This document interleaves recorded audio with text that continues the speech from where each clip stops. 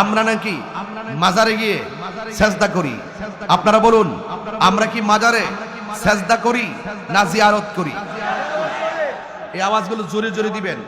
প্রশাসন এখানে আছে, প্রশাসনের কাছে যারা গিয়ে উল্টা পাল্টা বলে, আমাদেরকে মাজার পূজারি বলে, বিভিন্ন ধরনের অনলাইন অফলাইনে মাঠকে গরম করে আমাদেরকে মাইনাস ফর্মুলে রাখতে চায়, সুশীল সমাজ থেকে আমাদেরকে ট্যাগ লাগিয়ে দূরে রেখে, আর তারা সুশীল সেজে আমাদেরকে হেয় করে রেখে আমাদেরকে সংখ্যালঘু বানায় রাখতে চায়।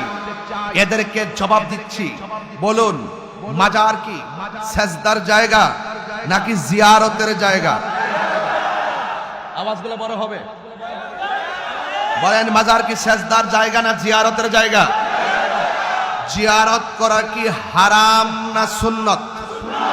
একদম খুব মনোযোগ দিয়ে, জিয়ারত করা কি হারাম না সুন্নত? এটা কি দুনিয়ার কোন মৌলবীর কথা নাকি আমার নবীর কথা?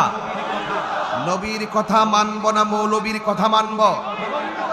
যেই মৌলবী আমার নবীর পক্ষে কথা বলে সেই মৌলবীর স্যান্ডেল জিহ্বা দিয়ে পরিষ্কার করতে রাজি আছি। তো এই জন্য আপনাদের কাছে অনুরোধ, যারা এই কথাগুলো বলে এদের জবাবগুলো, এই ওয়াজগুলো সেন্ড করে দিবেন তাদেরকে।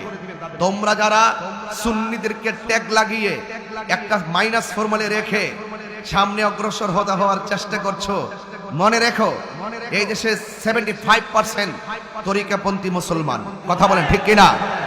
বলেন আল্লাহ কি এক না দুই? গায়ের জোরে না দলিল বলে বলেছেন কে? আল্লাহর কি তন্দ্রা আছে? আল্লাহর কি নিদ্রা আছে?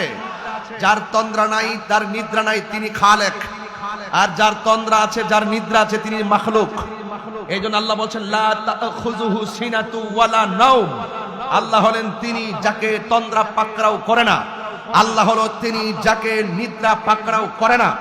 লাউ কানা ফীহিমা আলিহাতুন ইল্লাল্লাহু লাফাসাদাতা, লাউ কানা আলিহাতুন ফীহিম ইল্লা, একটি আয়াত আছে যে আল্লাহ হলেন এমন ইলাহ যিনি ব্যতীত দ্বিতীয় কোনো ইলাহ নাই। যদি হতো তাহলে ফাসাদ লেগে যেত। এই জন্য যিনি একদিকে সূর্য উঠাচ্ছেন, এই দিকে সূর্য উঠাচ্ছেন, যে দিকে সূর্য ডুবাচ্ছেন, এক নিয়মে সূর্য ডুবছেন, এক আল্লাহ সব কিছু নিয়ন্ত্রণ করছেন। ইন্নাহু হুয়া ইউবদিউ ওয়া ইউঈদ, he is the forgiving and loving ওয়া হুয়াল গাফুরুল ওয়াদুদ। তিনি প্রেমময়, তিনি ক্ষমাশীল।